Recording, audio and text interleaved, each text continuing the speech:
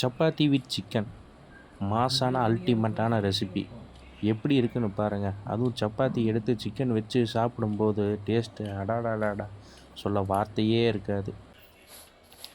சப்பாத்தினாவே இப்படி பொசு பொசு பொசு பொசுன்னு டிவி விளம்பரத்தில் வர மாதிரி இருக்கணுங்க. அப்போனா தான் அதை சாப்பிட சூப்பராக இருக்கும். அல்டிமேட்டான சிக்கன் கிரேவிங்க. சூப்பராக இருந்தது சாப்பிட. மாஸான லுக்கில் இருக்குது. எப்படி இருக்குன்னு பாருங்கள் தயவு செஞ்சு. பொதுவாக நார்த் இந்தியன்ஸ்னாவே பார்த்தீங்கன்னா சப்பாத்தி மாவில் உப்பு ப்ளஸ் ஆயில் சேர்த்த மாட்டாங்க.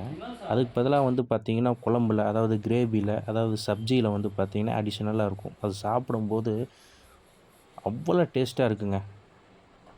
சப்பாத்தி உருட்டி அதை வந்து தேய்க்கிறது ஸ்டைலில் தான் அதோட பர்ஃபார்மன்ஸே இருக்கும்.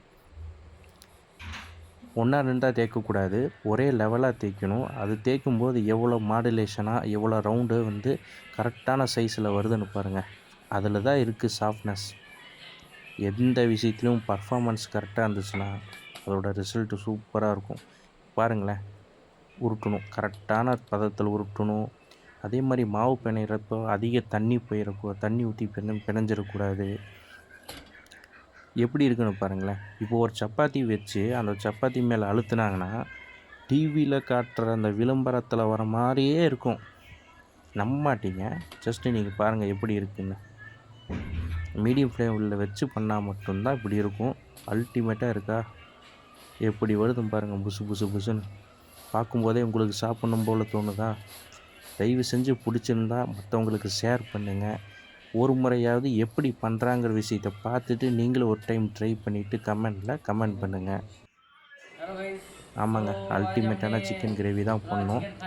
எப்போவுமே நாங்களாம் வந்து பார்த்திங்கன்னா சிக்கன் கூட வந்து சப்பாத்தி சாப்பிட்டாலும் சரி, இல்லை எந்த ஒரு ஃபுட் எடுத்துக்கிட்டாலும் சரி, சேலட் அதை வச்சுக்குவோம். அதாவது சேலட்லாம் ஒன்றும் இல்லை, ஆனியன் வச்சு சாப்பிடுவோம். அதே சமயத்தில் வந்து வெள்ளரிக்காய் வச்சு சாப்பிடுவோம். இதெல்லாம் வந்து பார்த்திங்கன்னா நம்ம செரிமானத்துக்கு நல்லாயிருக்கும். ஆனால் அதுக்கு தகுந்தாப்படி டேஸ்ட்டும் வேறு லெவலில் இருக்கும். காம்பினேஷன் சூப்பராக இருக்கும். ஒரு சில பேர்த்துக்கு வந்து பார்த்திங்கன்னா தயிர் வச்சு சாப்பிடுவாங்க, அதுவும் சூப்பராக இருக்கும். பட் இது வந்து மாஸான ரெசிபி, சக்கையான ரெசிபி. நீங்களும் ஒரு முறை ட்ரை பண்ணி பார்த்துட்டு எப்படி இருக்குன்னு கமெண்ட் பாக்ஸில் கமெண்ட் பண்ணுங்கள். பிடிச்சிருந்தால் லைக் பண்ணுங்கள், ஷேர் பண்ணுங்கள், மறக்காமல் சப்ஸ்கிரைப் பண்ணுங்கள். உங்களோட சப்ஸ்கிரைப் பண்ணுறதுனால தான் ஒவ்வொரு வீடியோக்கும் கொஞ்சம் கொஞ்சமாக சப்ஸ்கிரைபர் ஆகிட்டே இருக்குது. இதெல்லாம் வந்து பார்த்திங்கன்னா எங்களுக்கு ஒரு ஹெல்ப்ஃபுல், எங்களுக்கு ஒரு மோட்டிவ். அவ்வளோதாங்க. நீங்களும் ஒரு முறை ட்ரை பண்ணி பார்த்துட்டு எப்படி இருக்குன்னு கமெண்ட் சொல்லுங்கள். ஓகே, பாய். நெக்ஸ்ட் வீடியோவில் பார்க்கலாம். மறக்காமல் சப்ஸ்கிரைப்